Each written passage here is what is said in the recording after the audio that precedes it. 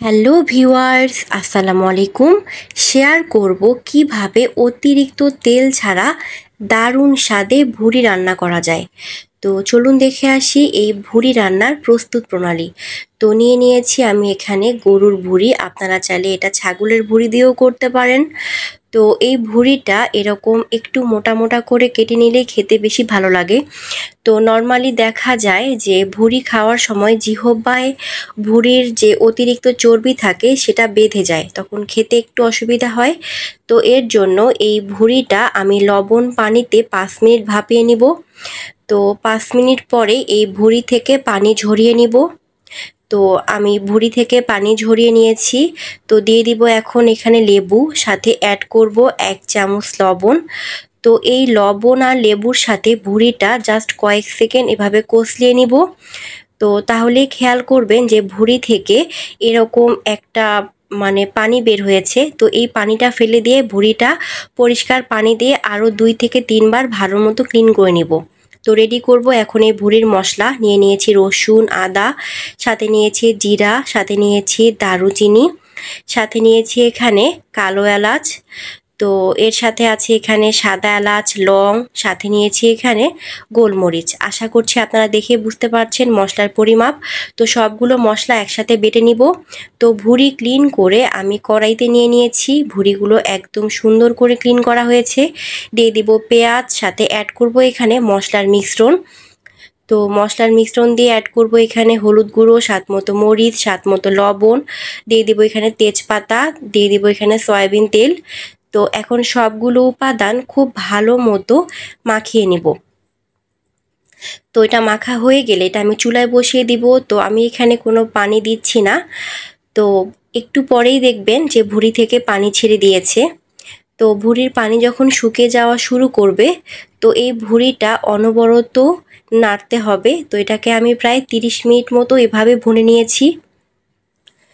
তো ভুড়ি ভুনার যখন এ পর্যায়ে আসবে, যখন হালকা তেল ছাড়তে শুরু করবে, তো তখন আমি এখানে অল্প অল্প করে গরম পানি অ্যাড করব। অবশ্যই এটা গরম পানি দিয়ে ভুনতে হবে, ঠান্ডা পানি দেয়া যাবে না। তো এটা এখন আমি অল্প অল্প করে গরম পানি দিয়ে এটাকে আমি আরও 20 মিনিট ভুনে নিব। তো এভাবে ভুড়িটা ভুনলে ভুড়িটা এখানেই 60% সিদ্ধ হয়ে যাবে। তো এভাবে ভুড়িটা আমি খুব ভালো মতো ভুনে নিব। এভাবে ভুনে নেওয়াতে ভুড়ি থেকে এক্সট্রা যে ব্যাড স্মেল আছে সেটা চলে যাবে। তো ভুড়ি ভুনার যখন এ পর্যায়ে আসবে, যখন তেল একদম পুরোপুরি ছেড়ে দিবে, তখন আমি এখানে অ্যাড করব গরম পানি। অবশ্যই গরম পানি অ্যাড করতে হবে, ঠান্ডা পানি অ্যাড করা যাবে না। তো পানি দিয়ে একটা ঢাকনার সাহায্যে ঢেকে আমি ভুড়িটা সিদ্ধ হওয়ার জন্য ওয়েট করব। তো এর মাঝে ঢাকনা তুলে একটু চেক করতে হবে যেন ভুড়ি লেগে না যায়। প্রয়োজনে পানি লাগলে পানি অ্যাড করতে হবে। তো আমি এর ফাঁকে পানি অ্যাড করেছিলাম। তো ভুড়ি প্রায় 90% সিদ্ধ হয়ে গিয়েছে। এই প্রসেসিংয়ে ভুড়ি রান্না করলে প্রেশার কুকারের প্রয়োজন হবে না। এভাবে রান্না করলে ভুড়ি ভুনাও খুব সুন্দর হবে, সিদ্ধও খুব সুন্দর হয়ে যাবে। তো এ পর্যায়ে অ্যাড করব বড় রসুনের কোয়া। তো আমি এখানে বড় রসুনের প্রায় 5-6টা কোয়া নিয়েছি।